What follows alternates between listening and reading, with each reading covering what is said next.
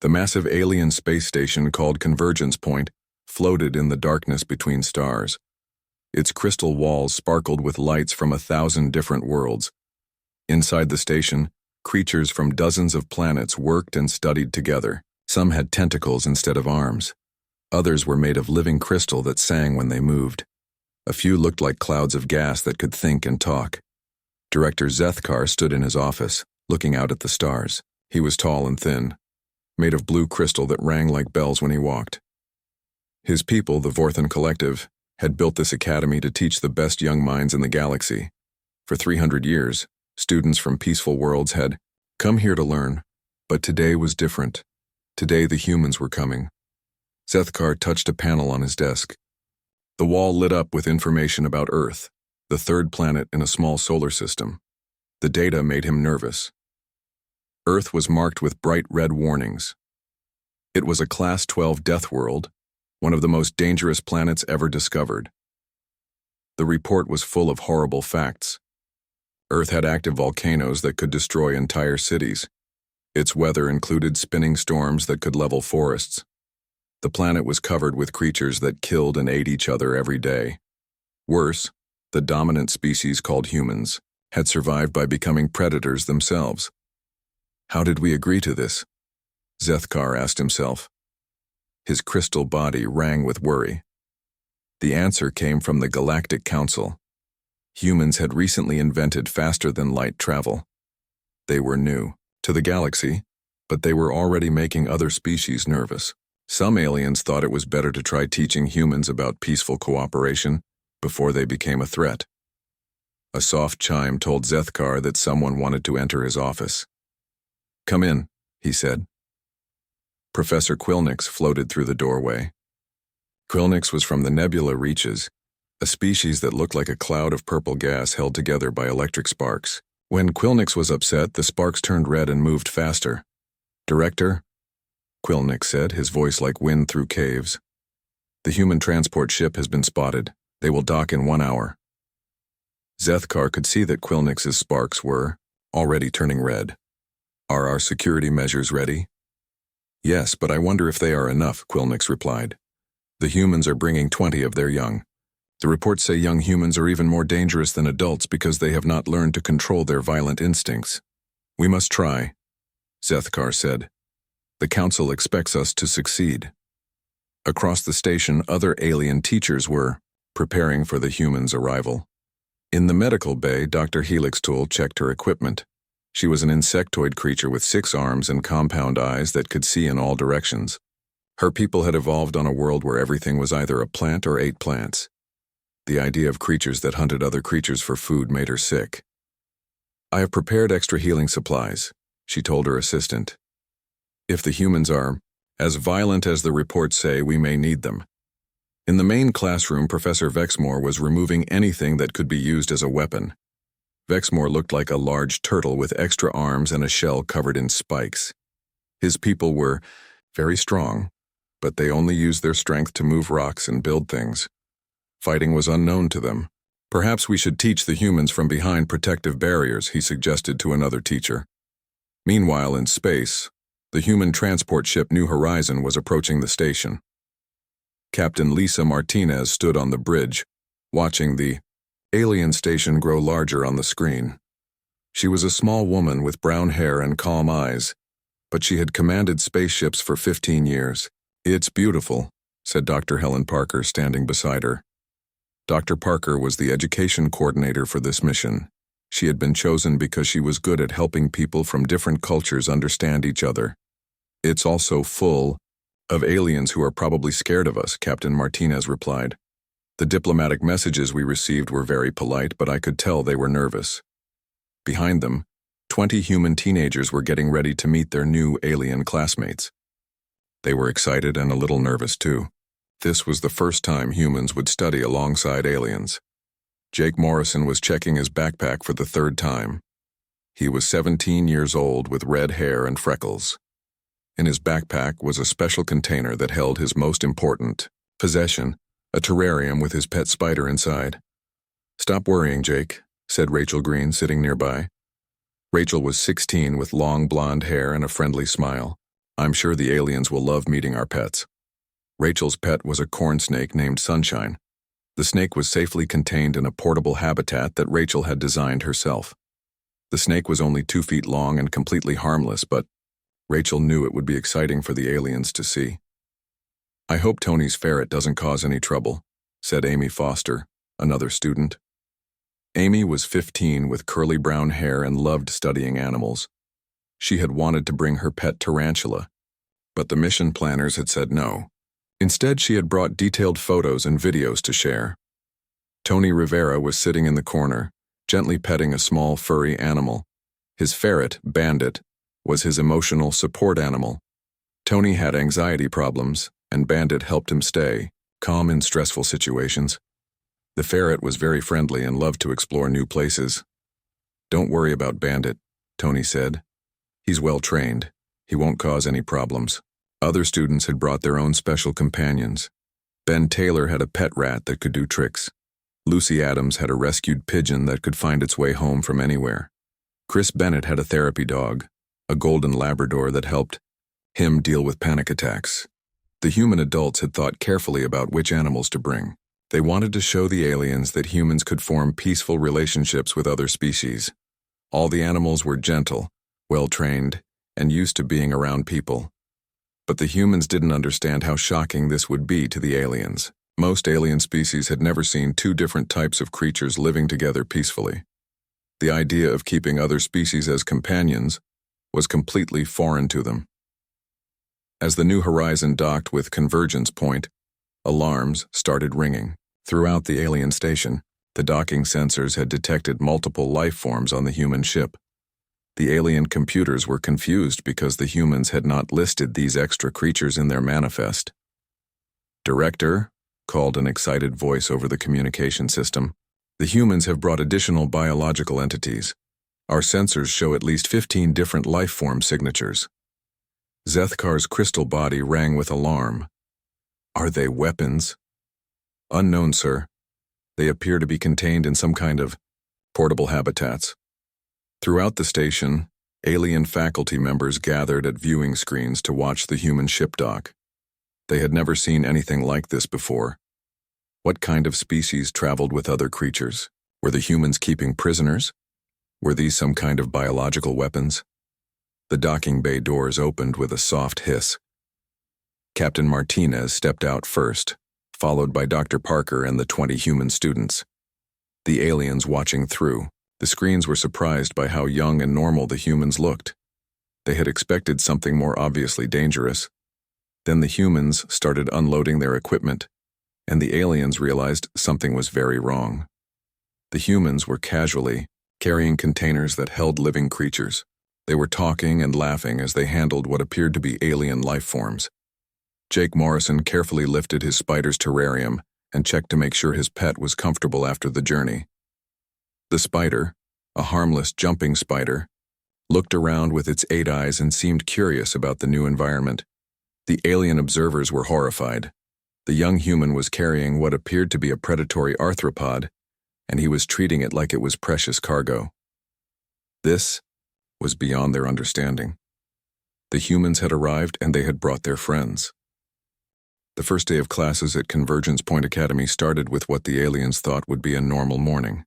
Professor Helix Tool walked into her advanced xenobiology classroom with 6 legs clicking on the metal floor. Her compound eyes could see everything at once, which usually helped her keep track of all her students.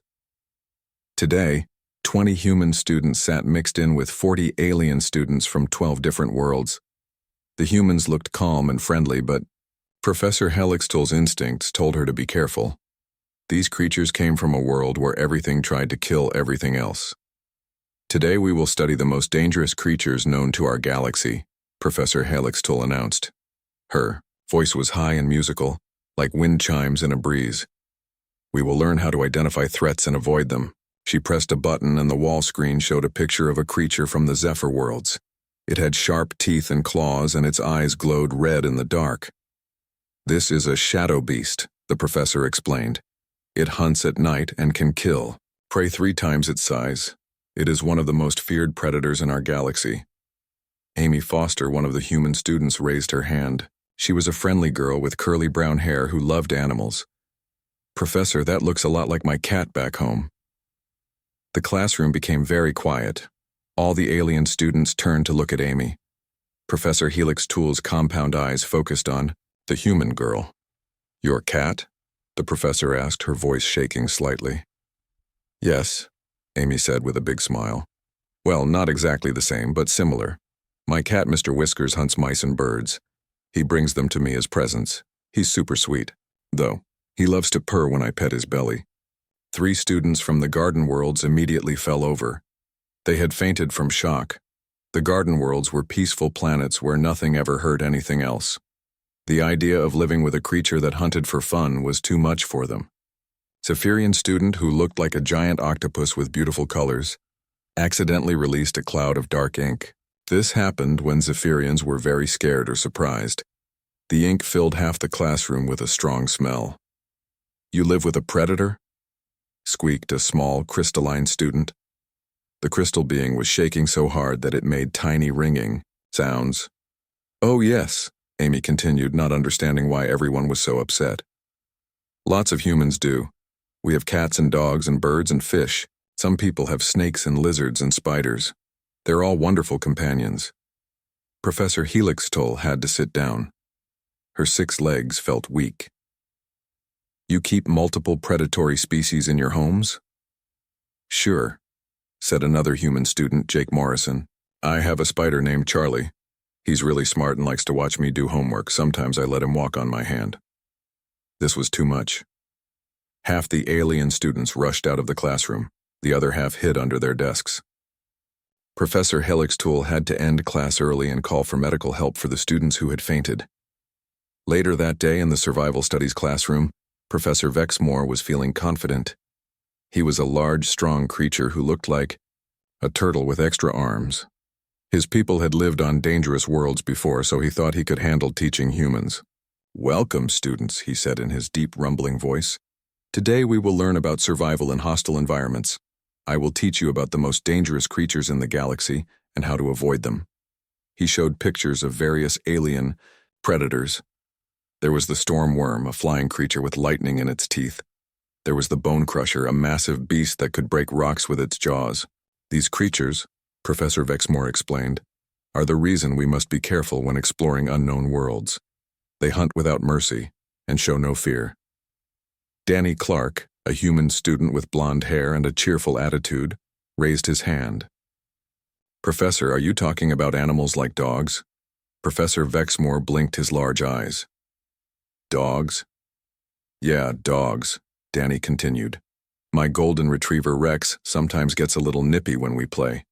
And my neighbor has a German shepherd that's really protective. These creatures you're showing look similar to dogs." "You play with creatures that bite?"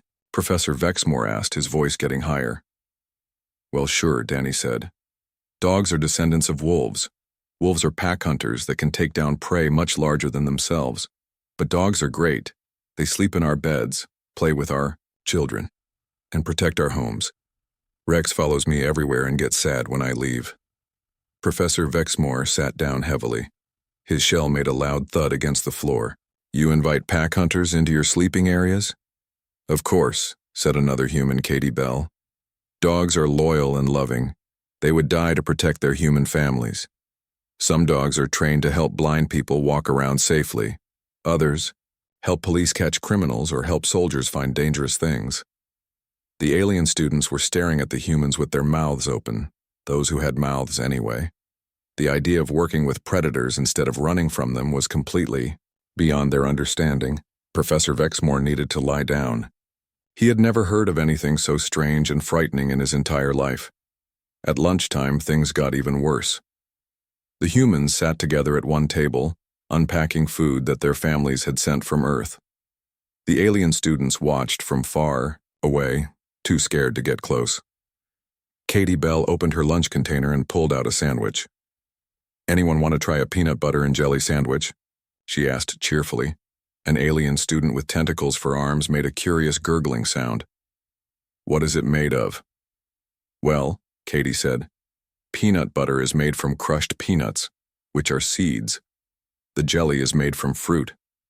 The bread is made from wheat, which is a plant. Oh, and there's some cheese in here too. What is cheese? Asked a floating gas creature. Cheese is made from milk, Katie explained. Milk comes from cows. Cows are large animals that eat grass. We take their milk and process it to make cheese. The alien students looked confused and disgusted. You consume secretions from other creatures? One of them asked.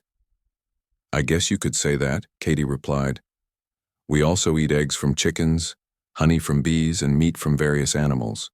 My sandwich also has some ham, which comes from pigs. Several alien students became sick and had to leave the dining area. The herbivorous species were horrified by the idea of eating other creatures. The carnivorous species were confused by the idea of eating plants. None of them could understand eating things that came from living animals. Tony Rivera tried to help by explaining about his pet ferret. Bandit is really friendly, he said, letting the small furry animal sit on his shoulder. He helps me feel better when I'm worried or scared. But the sight of Tony casually carrying around what looked like a small predator only made things worse. The aliens began to whisper among themselves in their own languages. Dr. Helen Parker, the human education coordinator, tried to calm everyone down. She called a meeting with the alien faculty to explain human culture. You must understand, she said to the group of worried alien teachers.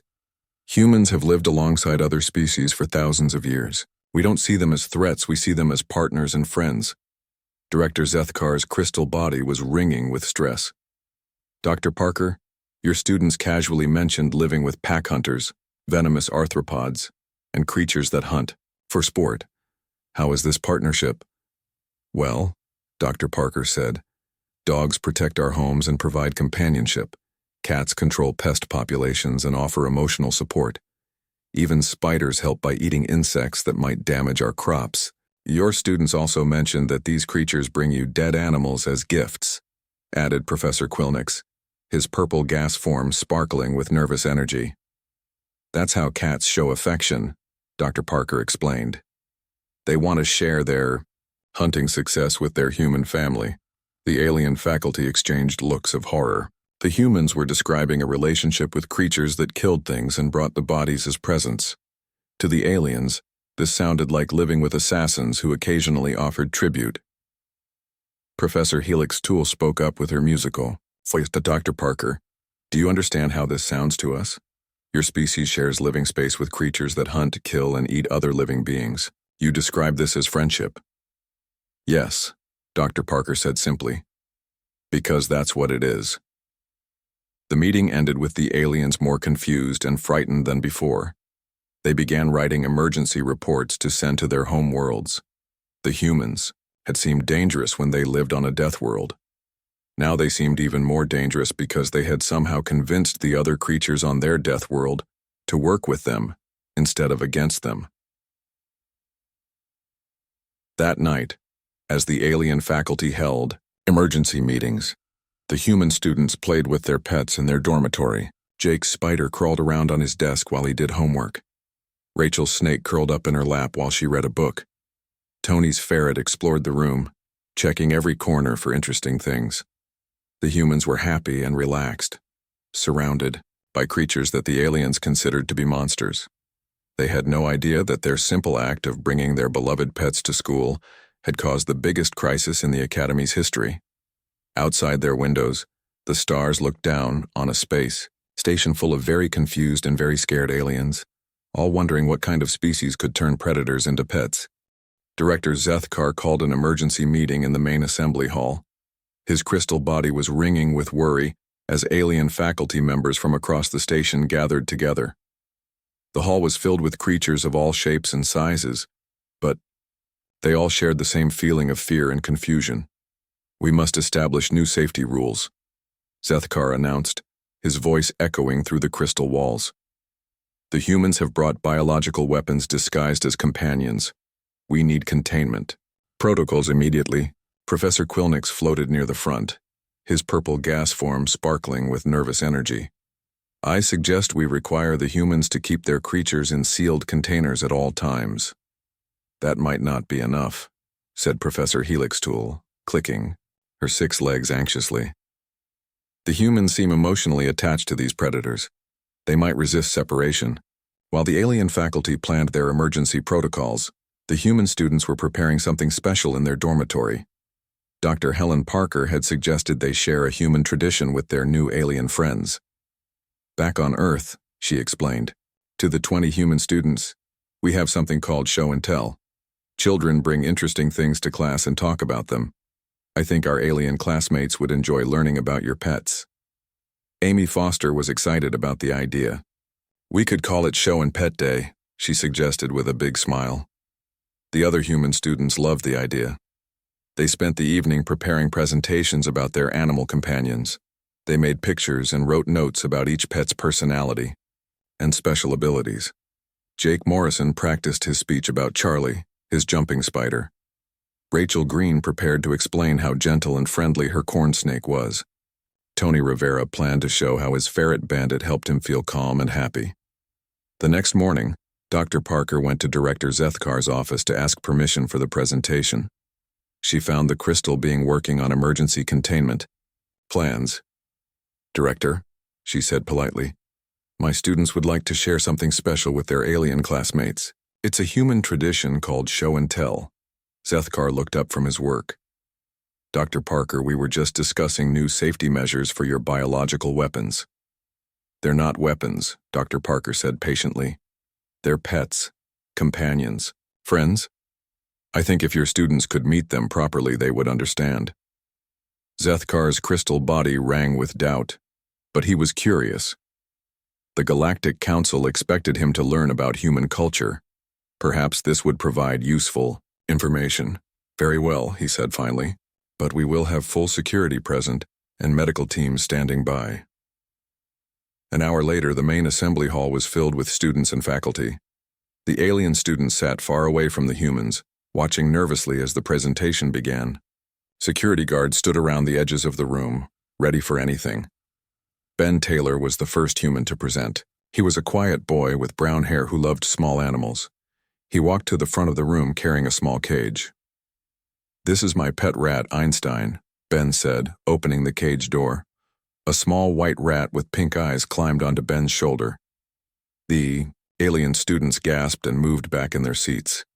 Rats were known throughout the galaxy as disease carriers and crop destroyers.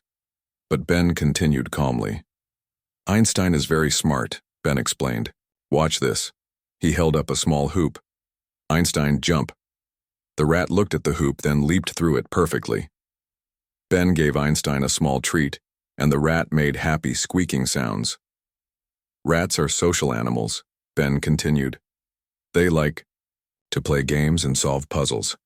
Einstein knows his name and comes when I call him. He also knows several tricks.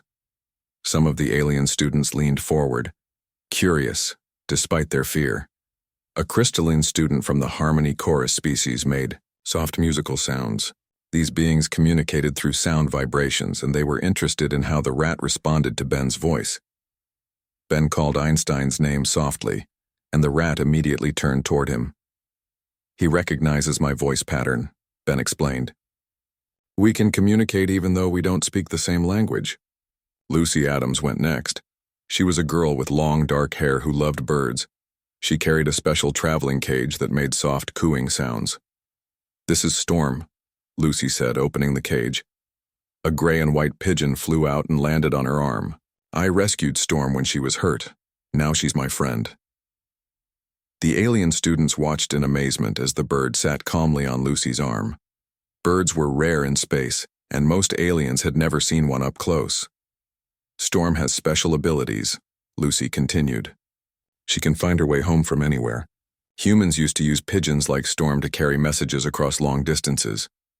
Lucy walked to one side of the room and gently released Storm. The bird flew around the hall once, then returned directly to Lucy's arm. Several alien students made impressed sounds. Navigation is very important in space, Lucy explained.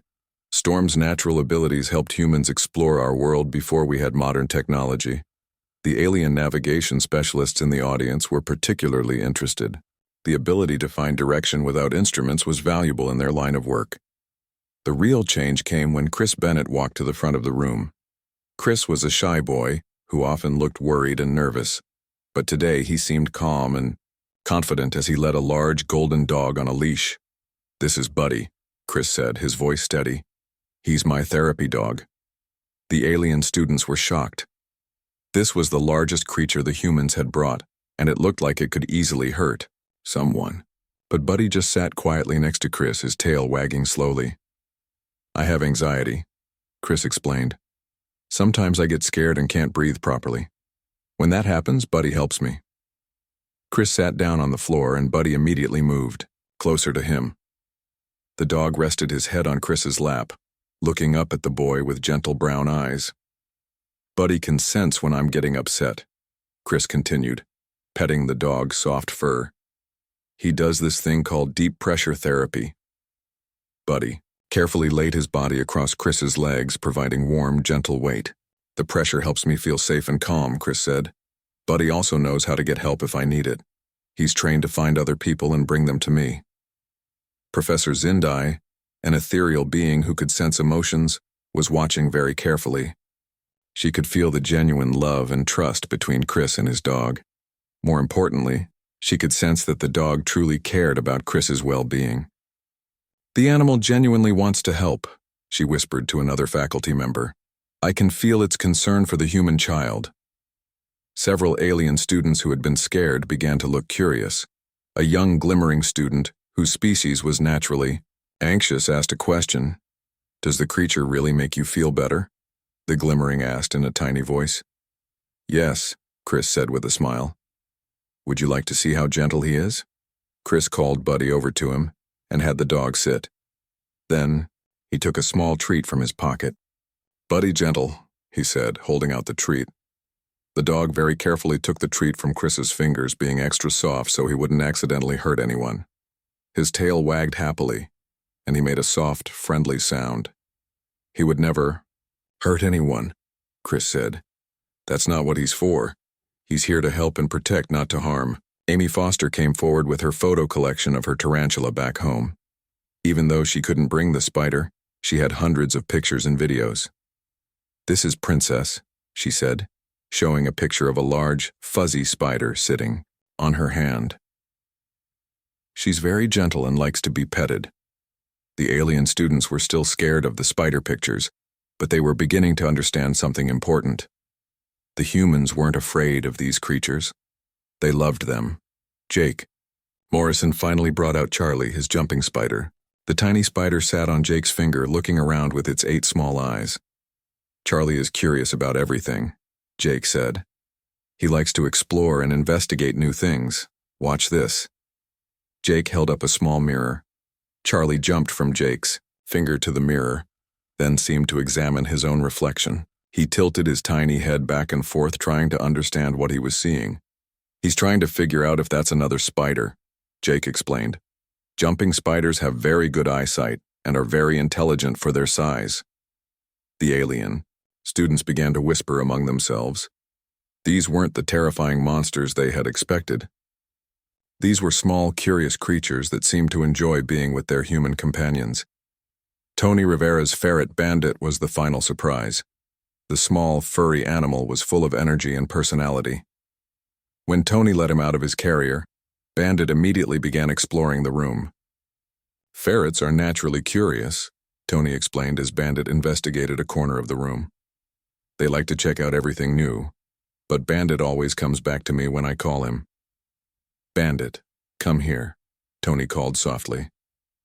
The ferret immediately stopped what he was doing and ran back to Tony, climbing up his arm to sit on his shoulder. "When I feel anxious or scared, Bandit helps distract me," Tony said. "He's playful and funny, and he helps me remember that not everything in the world is scary." Director Zethkar had been watching the entire presentation from the back of the room. What he saw was completely different from what he had expected. The humans weren't controlling these creatures through fear or force. They were working together as partners. Professor Zindai approached him, her ethereal form glowing with excitement. The days following the pet presentation were full of surprises for everyone at Convergence Point Academy. The alien students were still nervous around the human pets, but they were also very curious. They began watching the humans more carefully, trying to understand these strange relationships. Professor Vexmore decided to test how the humans would react in a dangerous situation. He announced a surprise emergency drill during the afternoon classes. Loud alarms began ringing throughout the station, and red lights flashed in all the hallways. "Emergency evacuation," announced the station's computer voice. "All students must leave their dormitories immediately. This is not a practice drill." The alien students quickly grabbed their most important belongings and rushed toward the emergency exits. They had practiced this many times and knew exactly what to do. But the humans acted differently. Alex Murphy, a 17-year-old student, with black hair and serious eyes, was in his room when the alarm started. His first thought wasn't about his own safety. Instead, he ran to his desk where his pet gecko lived in a small terrarium. "Come on, Spike," Alex said, carefully securing the gecko's habitat. "We're not leaving you behind." Other humans were doing the same thing. Rachel Green made sure her corn snake's portable home was safe to carry. Tony Rivera gently coaxed Bandit the ferret into his travel carrier. Ben Taylor checked that Einstein the rat was comfortable in his emergency transport cage. The alien safety. Officers were confused. According to their emergency procedures, students should evacuate as quickly as possible. But the humans were taking extra time to care for their animals. "Human students," called Professor Quilnix through the communication system, "you must evacuate immediately. Leave all non-essential items behind." Amy Foster, who was helping Jake Morrison secure Charlie the Spider's container, looked up at the speaker. "Our pets aren't items," she called back. "They're family members. We don't leave family behind." This statement shocked the alien observers. The humans were willing to risk their own safety to protect creatures from other species. It went against everything the aliens understood about survival instincts. Director Zeth Carr watched the humans through the security cameras.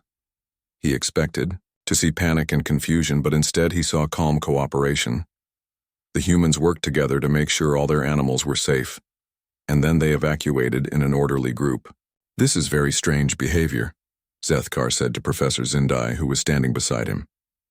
"They prioritize the safety of other species over their own quick escape. It tells us something important about their nature," the ethereal professor replied. "They truly see these creatures as part of their family group." Later that week, the engineering students were given a difficult problem to solve. Professor Clixton, a mechanical being made of living metal, presented them with a challenge. "You must design a tunnel system to connect two buildings," he announced, showing a holographic display. "The tunnel must be narrow enough to fit through a small space, but strong enough to carry heavy equipment. You have 2 hours to find a solution." The alien students immediately began calculating angles and stress factors. They drew complex diagrams and ran computer simulations. Their solutions were technically correct, but they were also very complicated and expensive to build. Nina Collins, a human student with red hair and bright green eyes, was watching her pet ferret Rocket play in his habitat during break time. Rocket was exploring a series of small tubes that Nina had built for him to crawl through. As she watched Rocket move through the tubes, Nina suddenly had an idea. She noticed how the ferret used his flexible body to navigate tight corners, and how he distributed his weight to avoid putting too much pressure on any one part of the tube. "Professor Clixton," Nina called out, "I think I have a solution." Nina's design was based on what she had observed from Rocket's movement patterns. Instead of building one large, rigid tunnel, she proposed a series of smaller, flexible sections that could bend and adjust to different pressures. The ferret-inspired design uses biomechanical principles, Nina explained, showing her drawings. Each section can flex independently, which distributes stress more evenly. It's also easier to build and maintain. Professor Clixton studied the design carefully. His metal face showed surprise and admiration. "This is an elegant solution." "Where did you learn these engineering principles?" "From watching Rocket," Nina said simply. "Animals are natural engineers. They've solved many problems that we're still trying to figure out." The mechanical professor was impressed. The human had found inspiration from observing another species, something that had never occurred to him. Nina's design was not only better than the traditional solutions, but it was also more creative and efficient. Word of Nina's success spread throughout the academy. Other professors began to notice that humans seemed unusually good at solving problems in creative ways. They often came up with solutions that the aliens had never considered. Dr. Velthra, who taught xenopsychology, decided to study this phenomenon more carefully. She was a tall, slender being with silver skin and large eyes that could detect emotional changes in other creatures. "I want to understand how humans communicate so effectively with other species," she told her class. "Today we will practice reading nonverbal communication signals." She brought in several alien volunteers from different species. Each volunteer was asked to express emotions without using words or sounds. The alien students had to guess what each volunteer was feeling. Most of the alien students struggled with this exercise. They were used to communicating with members of their own species, who shared similar body language and emotional expressions. Reading the signals from different species was very difficult, but the human students were surprisingly good at it. Ryan Peters, a quiet boy with brown hair and thoughtful eyes, correctly identified the emotions of almost every alien volunteer. "How did you know that the crystalline student was feeling sad?" Dr. Velthra asked Ryan. "The way the crystals were dimming in the slow vibration pattern," Ryan replied. "It reminded me of how my dog acts when he's sad. He gets quieter and moves more slowly." "And how did you know the glimmering student was excited?" "The rapid color changes and the way they kept moving closer to the front of the room," Ryan explained. "My cat does something similar when she's excited about something. She gets more active and her pupils dilate." Dr. Velthra was fascinated. "You're using knowledge from your relationships with Earth animals to understand alien emotions?" "I guess so," Ryan said. "When you live with animals, you learn to pay attention to body language and energy levels. You have to because you can't use words to communicate." Other human students nodded in agreement. Katie Bell explained how watching her pet bird had taught her to notice subtle changes in posture and movement. Danny Clark described how his dog had taught him to recognize different types of stress signals. "Living with animals teaches you to be observant," Amy Foster added. "You learn that communication is about more than just words. It's about understanding what another living being needs, even when they can't tell you directly." Dr. Velthra realized she was witnessing something remarkable. The humans had developed advanced interspecies communication skills through their relationships with their pets. They could read emotional and physical cues from creatures very different from themselves. "This explains their success in the emergency drill," she said to herself. "They're naturally attuned to the needs of other species because they've been practicing these skills their entire lives." The alien faculty began to understand that humanity's relationship with other Earth species had created unique abilities. The humans didn't just survive on their dangerous world by being stronger or more aggressive than other creatures. They survived by learning to cooperate with other species. Professor Helixtool, who had been terrified of the humans at first, started to see them differently. During her xenobiology class, she noticed that human students were excellent at predicting animal behavior. The Zephyrian gliding rays change color when they're about to attack, she taught her class, showing a video of the alien creatures. "Like a mood ring," commented Ben Taylor. "My friend has a chameleon that does something similar. The color changes are usually about temperature or emotion." Professor Helixtool paused the video. "Can you predict what this gliding ray will do next?"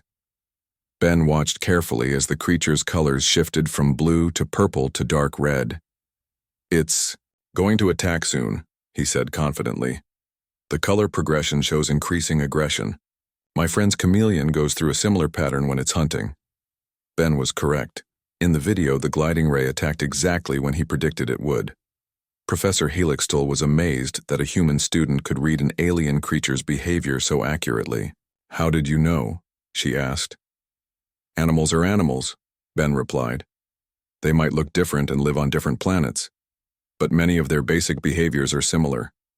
Fear looks like fear, aggression looks like aggression, and curiosity looks like curiosity, no matter what species you're watching." As the weeks passed, the alien faculty realized that humans possessed something they had never encountered before. Living with other species had taught humans to be natural diplomats and communicators across species barriers. 3 months had passed since the human students first arrived at Convergence Point Academy. The space station that had once been filled with fear and confusion was now buzzing with excitement and new ideas. Everything had changed because of 20 human teenagers and their beloved pets. Director Zethkar stood in his office, but this time he wasn't worried or scared. His crystal body rang with happy musical sounds as he finished writing the most important report of his career. This report would go to the Galactic Council and would change how the entire galaxy thought about humans. Final assessment of human students at Convergence Point Academy, he wrote. Recommendation: immediate reclassification of human species from dangerous Deathworlders to symbiosis specialists, first known species capable of true interspecies partnership. The door to his office chimed, and Professor Zindai floated in. Her ethereal form was glowing brighter than usual, which meant she was very excited about something. "Director," she said, "I just received communication from the Garden Worlds. They want to send a delegation to learn about human cooperation methods." "That's wonderful news," Zethkar replied. "Any others?" 17 different worlds have requested human advisors, Professor Zindai continued. The Mechanical Union wants to learn about human biomimetic engineering. The trader guilds want humans to help them communicate with newly discovered species. Even the warrior clans are interested in human partnership strategies. Zethkar wasn't surprised. Over the past months, he had watched the human students transform the entire academy.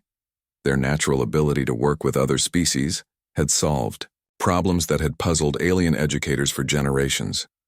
In the main classroom, Amy Foster was teaching a group of alien students about animal behavior. What had started as casual conversations about her pets had grown into popular informal classes. The key to understanding any animal, Amy explained to her audience of fascinated aliens, is to watch and listen. Every species has its own way of showing emotions and needs. A young crystalline student raised one of her delicate arms. "But how do you know what to look for?" Amy smiled. "Practice and patience. When I first got my cat, I didn't understand why he knocked things off tables. But I watched him carefully and realized he was trying to get my attention. Once I understood that, I could give him attention before he felt the need to knock things over." The alien students were taking careful notes. Many of them had never thought about trying to understand the motivations of other species. They had always assumed that different species were too different to really communicate. "The important thing," Amy continued, "is to remember that every living creature wants to feel safe and cared for.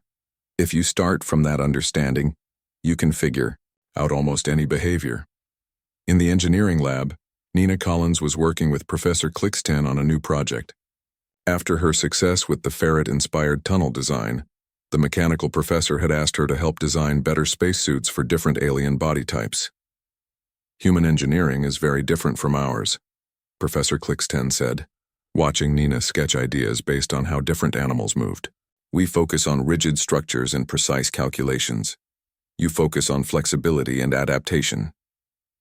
"Animals are the best engineers," Nina replied, drawing a design inspired by how octopuses could squeeze through small spaces. "They've been solving engineering problems for millions of years. We just have to pay attention to their solutions." The professor's metal face showed what might have been a smile. "My people have been building the same way for thousands of years. Perhaps it is time to learn new methods." In the Communication Studies lab, Ryan Peters was helping Dr. Velthra develop new protocols for first contact with unknown species. His ability to read body language across species had become legendary among the faculty. "The secret," Ryan explained, to a group of alien diplomats who had come to learn from him, "is to start with the assumption that the other being wants to communicate. Most creatures do, even if they're scared or confused." He showed them video recordings of various alien species displaying different emotions. "See how this glimmering student's colors shift when they're uncertain? It's similar to how my dog's ears move when he's not sure about something. Both species are showing the same basic emotion, just in different ways." The diplomats were amazed. They had spent years studying complex communication protocols, but Ryan could teach them to understand basic emotions in just a few hours. You're teaching us to see the universal patterns beneath the surface differences, one diplomat said. This could prevent so many misunderstandings. Meanwhile, the human students' pets had become celebrities throughout the academy. Alien students, who had once been terrified of the creatures, now visited them regularly. Charlie the spider had become particularly popular with the engineering students, who loved watching him build webs and solve spatial problems. Einstein the rat was beloved by the computer science students, who were amazed by his ability to learn and remember complex sequences. Buddy the therapy dog had become the academy's unofficial counselor. Several alien students who struggled with anxiety had learned that spending time with the gentle dog helped them feel calmer.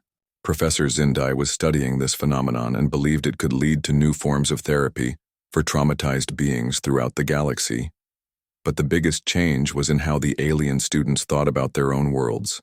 Many of them had started asking questions about the creatures on their home planets. "I never thought about trying to communicate with the singing birds on my world," said a student from the Harmony Chorus species. "But after watching how the humans interact with their pets, I wonder if the birds might be trying to tell us something. There are small mammals on my planet that we always considered pests," said a glimmering student. "But maybe we could learn to work with them instead of just avoiding them." Dr. Helen Parker was proud of her students, but she was also amazed by how much the humans had learned from their alien classmates. The exchange had been beneficial for everyone involved. "The aliens have taught us so much about different forms of communication and problem solving," she said during her weekly report to Earth. "And apparently we've taught them something valuable too." Back on Earth, news of the Academy's success was spreading rapidly.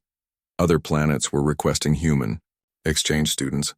Universities across human space were developing new programs to study interspecies cooperation.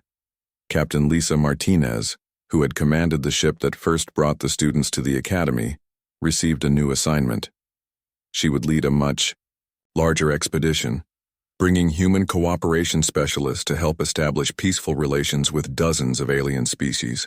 "Who would have thought," she said to her crew, "that our greatest contribution to galactic civilization would be our pets?" As the school year neared its end, Director Zethkar organized a special graduation ceremony. This wouldn't just be for the human students, but for all the alien students who had learned to see the universe in a new way. The ceremony was held in the main assembly hall, which was now filled with terrariums, aquariums, and other habitats housing the human pets. What had once seemed like a dangerous zoo was now understood to be a living laboratory of interspecies cooperation. When these human students first arrived, Zethkar announced to the gathered crowd, "We thought they were bringing weapons. We now understand they brought teachers." He gestured toward Jake Morrison, who was gently holding Charlie the spider. "This young human and his companion taught us that size and appearance don't determine whether a relationship is possible." He pointed to Chris Bennett and Buddy the dog. "This pair showed us that healing and support can cross species boundaries." Each human student and their animal companion demonstrated a different aspect of partnership, Zethkar continued. "Together, they have revolutionized our understanding of what cooperation can achieve." Amy Foster stood up with a big smile. "We didn't come here to teach anyone anything special," she said. "We just brought our friends because we couldn't imagine leaving them behind." "And that," said Professor Zindai, floating forward with her, form glowing brightly, "is exactly what made it so special. You showed us that the most powerful relationships are built on love and mutual care, not on control or dominance." The graduation ceremony concluded with an announcement that would change the galaxy forever. The Galactic Council had approved the creation of the Interspecies Cooperation Institute, with humans serving as the primary instructors. Young beings from across the galaxy would come to learn human methods of partnership and communication. They would return to their home worlds with new ideas about how different species could work together. As the human students prepared to return to Earth, they knew they were leaving behind something important. But they were also taking something valuable home with them: the knowledge that friendship and cooperation could bridge any gap, no matter how different the species involved might be. Jake Morrison carefully packed Charlie's terrarium for the journey home. "Ready for another adventure, buddy?" he asked the little spider. Charlie seemed to look up at him with his 8 small eyes, as if to say that he was ready for whatever came next, as long as they faced it together.